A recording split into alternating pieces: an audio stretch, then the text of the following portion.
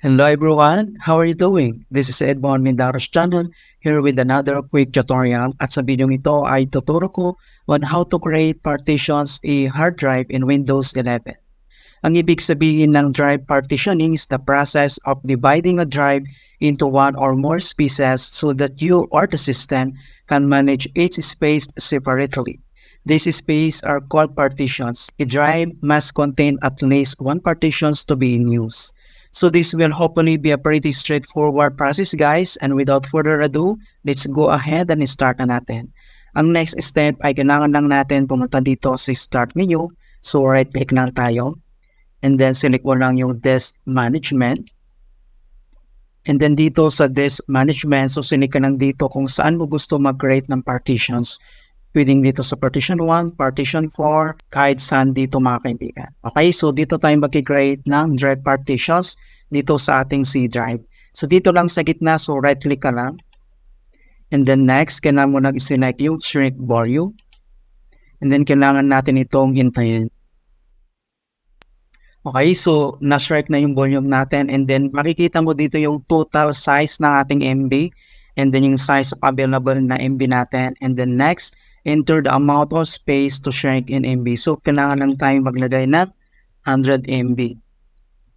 Alright, so 100 megabytes lang yung kailangan natin isi-separate o partition natin. And then next, kailangan mo lang i-click tong shrink.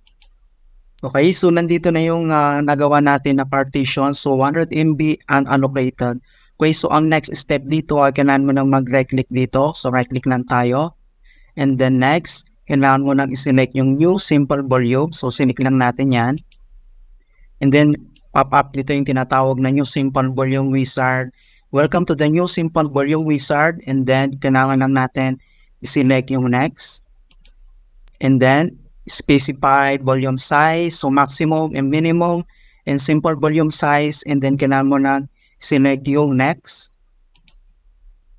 And then dito naman sa assign to the following drive letters. So pwede kang mag-select dito kung anong gusto mong letter. So pag-click mo tong arrow na to, ay select ka lang dyan kung anong letter ang gusto mo. So select natin yung letter E. And then kailangan lang natin na i-select tong next. Okay, so dito tayo sa format partitions. Ayan, so nandito yung file system natin, allocations, volume. And then dito sa volume label, so pwede tayo mag-create ng another name kung anong option mo, kung anong desired mo na name na pwede mong i-create. So, halimbawa, plus drive E. Ayan, so yan yung ilalagay natin na volume label.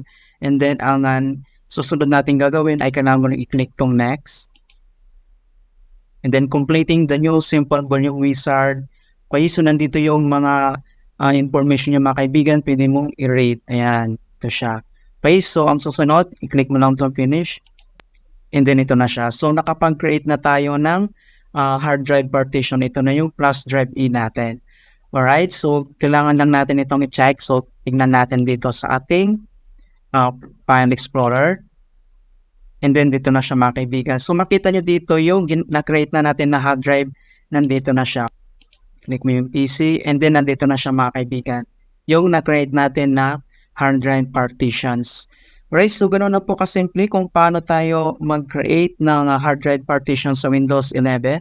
In hope na nasundan nyo ang ating step-by-step method at comment canal and any questions regarding this tutorial. At maraming salamat. Nakapag-share ulit ako ng bagong kaalaman at kung bago ka lang sa aking channel, please don't forget to like, share, and subscribe and click the bell notifications to update upcoming videos and tutorials. Thank you and see you at my next vlogs.